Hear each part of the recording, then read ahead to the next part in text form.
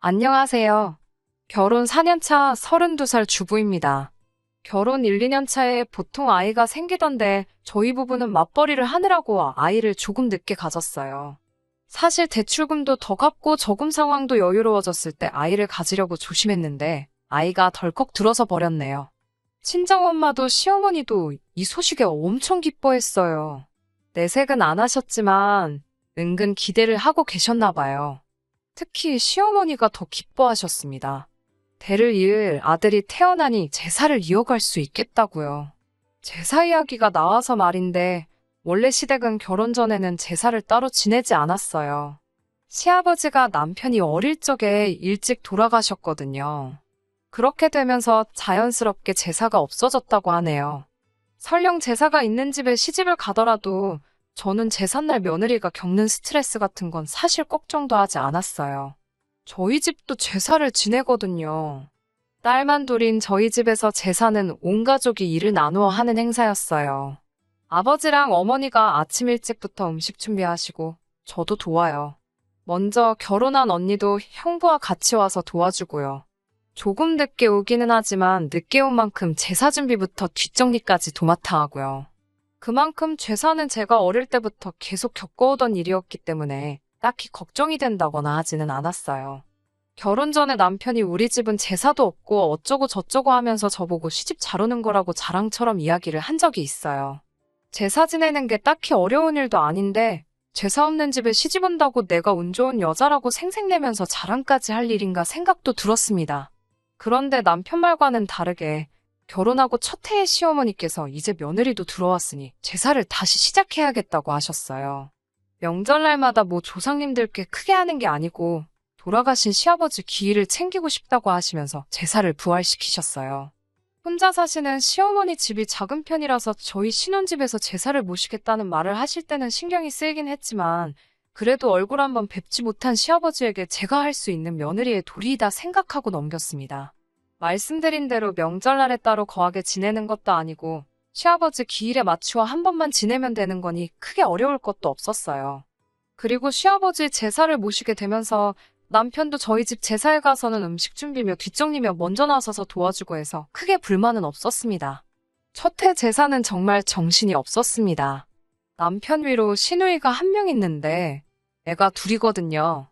형님은 애들 본다고 음식하는 거 도와주지도 않았어요. 그런데 애들이 집에서 뛰어다니고 시댁 식구들 온다고 청소해놓은 방이며 옷방으로 쓰고 있는 드레스룸까지 들락날락거리면서 아주 말 그대로 개판을 만들어 놓더라고요. 소리도 엄청 지르고 다니고 애 본다고 일도 안 하는 신우와 아주버님은 아주 TV 앞에 앉아서 아이들 그러고 있는 건 신경도 안 쓰고 놀고만 있더라고요. 제사 끝나고 정리할 때 되면 도와줄 생각은 없고 일찍 집으로 가버리고요. 그래서 그 다음에는 그냥 아이들 어린이집 파원하고 제사 준비가 다 끝나면 와달라고 부탁을 했어요. 애들이 좀 뛰어다닐 수도 있는 거지. 뭘 그렇게 예민하냐며 제 말에 나를 세우기는 했는데 정작 화는 그렇게 내놓고 그 다음에는 정말 준비가 다 끝나고 제사 시작 전에 꼭 맞춰서 도착하고 제사 끝나면 밥만 먹고 돌아가더라고요. 시어머니가 일찍 오셔서 나물이나 탕국 같은 거 하시고 제가 전이랑 나머지를 준비하니까 사실 그렇게 힘든 건 없었어요. 그런데 정말 해도 너무 아무것도 안 하는 신우가 얄미울 지경이었습니다. 저는 한 번도 뵌 적 없는 자기 아버지의 제사를 지내는데 암만 시어머니와 제가 준비를 도맡아 전부 다 한다지만 와서 과일 하나라도 깎아줄까 물어보는 것도 힘든 건지 정말 아무짝에도 도움 하나 되지 않고 손도 까딱하지 않았어요. 그래도 꼭 참고 결혼하면서 4년간 시아버지 제사가 아니더라도 살아계셨다면 아마 내가 생신상을 준비해드렸겠지 생각해오며 불만 한 번 가지지 않고 오히려 시어머니가 차리라고 한 것들보다 더 많은 음식들 준비해서 정성껏 모셨어요. 그런데 이 제사 때문에 시어머니와 신우가 저를 서운하게 하네요. 앞서 말씀드렸다시피 몇 달 뒤면 첫째 아이 출산 예정일입니다. 거기에 더불어 제 출산 예정일에서 한 달쯤 지나면 시아버지 제사가 있어요. 지난 구정에 시어머니 집에 모두 모여서 식사를 했습니다. 모처럼 자기 시댁에 가지 않은 신우도 아주버님과 함께 와 있었고요. 만사까지는 아니지만 아이를 가진 몸으로 저는 음식 준비를 했습니다. 신우는 역시 손 하나 까딱하지 않았고요. 신우도 이 집에서야 딸이지 자기 시댁에 가면 며느리가 겪는 고충 충분히 이해할 텐데 정말 아무것도 안 하는 모습에 열이 받기는 했지만 그래 엄마 집에 와서 마음이라도 편해야지 하면서 최대한 이해하려고 했습니다. 저도 친정에 돌아가면 남편 사위 노릇 시키며 푹 쉴 생각이에요.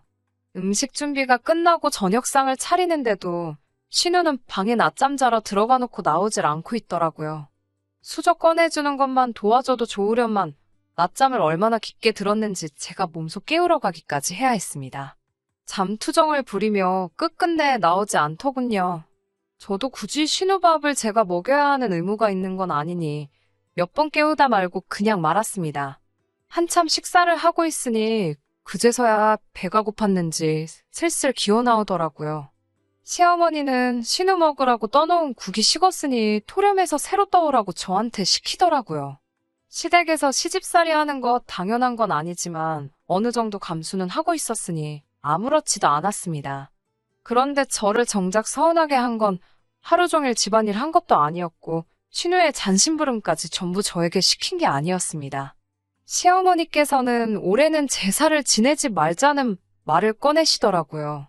제사를 안 하는데 제가 왜 서운했어야 하는가 생각하시는 분들도 계실 거라고 생각합니다. 그건 제사를 지내지 말자는 말이 나오고 나서 이어진 말들 때문에 그랬습니다.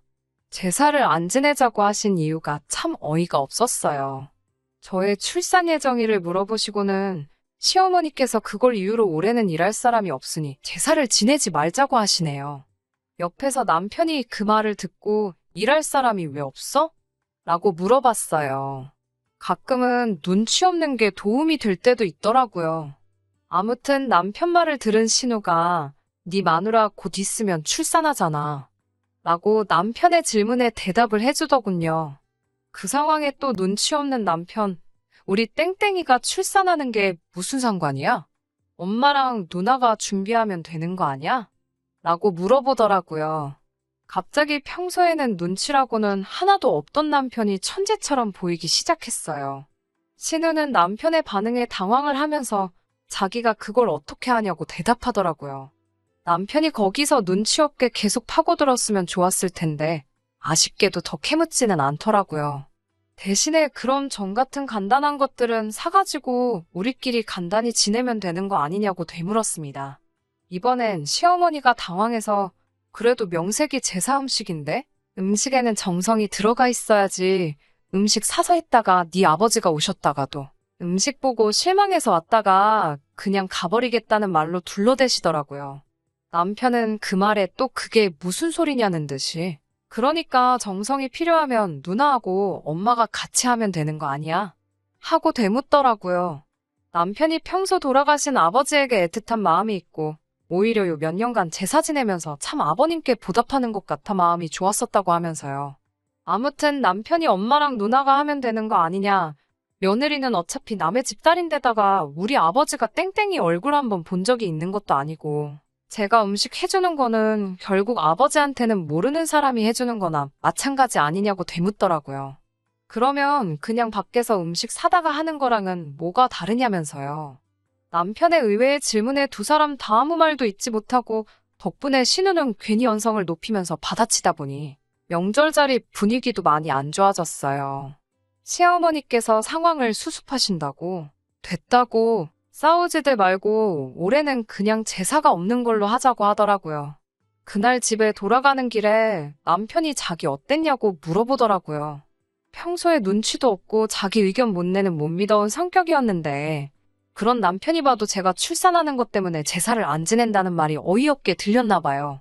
그래서 아무것도 모르는 척 행동해서 두 사람에게 한 방 먹여준 거라고 하네요. 웬일로 남편이 그런 걸로 저를 다 기쁘게 해주더라고요. 고맙다고 말하고 집으로 돌아왔지요. 그날은 그냥 그렇게 넘어가나 했는데 그날 저녁에 신우한테서 전화가 왔습니다. 저한테 올케는 그 상황에 어떻게 아무 말도 안 하고 있을 수 있냐고 자리에서 언성 높아지고 시언니 시어머니가 곤란해하는 상황이면 아무리 출산 예정이라고 겹친다고 해도 적당히 눈치 보다가 네가 알아서 음식 준비 도울 테니 제사를 지내자고 말 한마디 했으면 되는 게 아니냐고 저한테 따지더라고요. 너 때문에 시아버지 제사를 못 모시게 된 거나 다를 바가 없는데 어쩜 그 상황에 미안한 기색도 없이 말 한마디 안 하고 똥 씹은 표정으로 가만히 상황만 지켜볼 수 있느냐고요. 이미 시어머니께서 일할 사람이 없어서 제사를 지내지 말자는 말을 꺼내셨을 때 일할 사람이 없다는 말이 저를 지칭하고 하신 말인 걸 눈치를 채버려서 그때부터 저도 표정 관리를 제대로 못했거든요. 원래 시댁 제사는 며느리가 챙기는 거 몰랐어 라고 하면서 제가 며느리로서 당연히 해야 할 의무를 안 하는 거라는 식으로 말을 하더라고요. 더 늦기 전에 시어머니께 전화드려서 그냥 제사 음식 준비하겠다고 말씀을 드리라는 식으로 강요를 했습니다. 솔직히 너무 억울하고 화가 났는데 옆에서 신우랑 대화하는 걸 지켜보던 남편이 자기한테 다 생각이 있다고 자기만 믿으라고 하더라고요. 그러고 나서 남편이 전화기를 들어 전화를 건 곳은 신우의 시어머니였습니다. 원래 어려서부터 신우와 아주버님, 남편 이렇게 셋이 한 동네에서 같이 자라왔고 명문대를 나오신 신우의 시어머니는 세 사람을 공부도 봐주며 저희 시어머니와도 가까이 지내셨다 하더라고요. 남편도 그래서 잘 알고 지내던 사이였고요. 거기에 또 배우신 분이라고 우리 시어머니께서는 사돈관계가 되기 전부터도 신우의 시어머니 말이라면 무조건 전적으로 따랐다고 합니다. 애초에 시어머니가 시아버지 돌아가시고부터 제사를 안 지내기 시작한 것도 신우의 시어머니가 그 집에 제사를 없앤 모습을 보고 우리 시어머니도 따라서 없애신 거라고 남편이 설명해 주더라고요. 이제 와서 시아버지 제사를 부활시킨 게 자비를 할 수 있는 며느리인 제가 들어와서 그런 건지 아니면 정말 먼저 떠난 남편 기일을 챙겨주고 싶었던 건지는 모르겠지만 말이에요. 남편은 신우의 시어머니에게 신우가 한 말을 낱낱이 말해주기 시작했습니다. 신우의 시어머니는 특히 시댁 제사는 며느리가 챙기는 거라고 말한 신우의 발언에 몹시 불쾌해하시더라고요. 본인이 시집와서 제사를 없애버린 것도 며느리가 혼자서 제사 준비하는 불공평한 구조가 못마땅해서 없앴던 거라고 하더라고요. 신우는 시어머니 잘 만난 덕분에 원래였다면 1년에 총 19번의 제사를 모셨어야 했는데 시어머니 댁에서부터 그걸 끊어버린 덕분에 1년에 딱 한 번 추석에 조상님께 간단하게 차례드리는 것 말고는 아무것도 하지 않을 수 있던 거였죠. 차례상마저도 대추와 곶감 같은 과일 몇 개, 어포나 육포 하나만 내서 간소하게 차린다고 합니다. 이미 신우가 시집가기 전에 없어진 제사이니 신우는 이 사실을 알지도 못했어요. 아무튼 신우의 시어머니는 남편의 이야기가 끝나자마자 신우를 호출하더라고요. 얼마 지나지 않아 신우가 도착을 하니 거실에 앉아있던 저를 보고 제가 여기 왜 있지? 하는 반응을 보였어요. 신우의 시어머니는 앞뒤 다 잘라먹고 대뜸 올해부터 우리 집도 제사를 부활시키기로 했다고 폭탄 선언을 하셨습니다. 거기에 마침 신우의 올케인 제가 우리 집에서 제사 음식 준비를 한다고 하니 저에게 제사 음식 준비하는 법이나 여러 가지를 배우라고 하시더라고요. 신우에게는 시어머니지만 어려서부터 선생님하고도 같은 존재셨으니 그분의 말에 신우는 꼼짝을 못하고 네 하면서 대답만 하고 있더라고요. 시댁 제사는 며느리가 챙기는 거 알고 있지? 잘 부탁한다. 라고 말씀하시고 본가에서는 원래 1년에 총 19번의 제사를 지냈다는 사실을 말해주셨어요. 19번이라는 말에 신우 얼굴이 새하얗게 질리다 못해 새파랗게 변하더라고요. 그 상황에서 이 사건의 중심에 저와 남편이 꾸민 일이라는 걸 눈치를 챘을 텐데도 어려워하는 시어머니 앞이니 뭐라고 말도 못하고 씩씩대고만 있을 수밖에 없는 거죠. 신우의 시어머니는 이어서 곧바로 우리 시어머니한테 전화를 거셨어요. 그리고 마치 누이 동생에게 잔소리하듯이 한마디 하시더라고요. 신우의 시어머니 말씀이 아직도 기억에 남네요. 조상 잘 만나서 조상 덕 좀 본 후손들은 제사는 대충 지내고 어디 다 놀러가고 없다고요. 내가 조상 덕 본 것도 없는데 음식 상에다 대고 절한다고 나아지는 것도 없고 괜히 뒷정리하면서 서운하기만 하지 않냐고.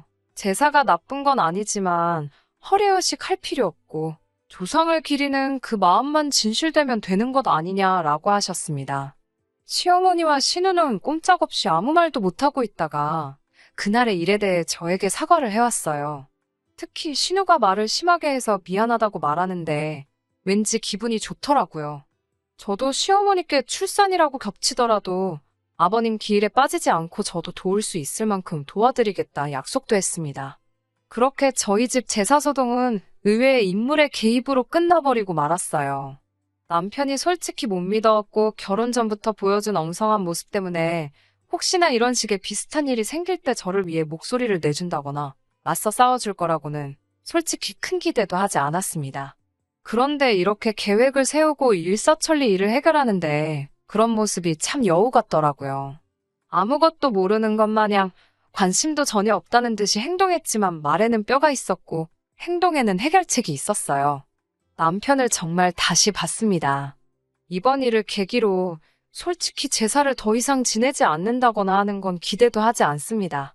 그리고 저도 며느리의 도리가 아닌 남편의 배우자로서 사랑하는 남편을 훌륭하게 키워주신 아버님께 올리는 생신상이라 생각하고 앞으로도 절대 귀찮아하지 않고 간소화하지 않고 진수성찬 정성껏 모실 계획입니다. 그게 절 위해 싸워 이겨준 남편에 대한 보답이기도 하겠네요. 못 믿어오면서 믿음직스러운 남편과 오래오래 행복할 수 있게 여러분들도 저희 많이 응원해주세요. 끝까지 들어주셔서 감사합니다. 끝까지 들어주셔서 감사합니다. 오늘의 사연은 여기까지입니다. 구독과 좋아요, 알람 설정 부탁드리고 더 좋은 사연으로 다시 찾아뵙겠습니다. 감사합니다.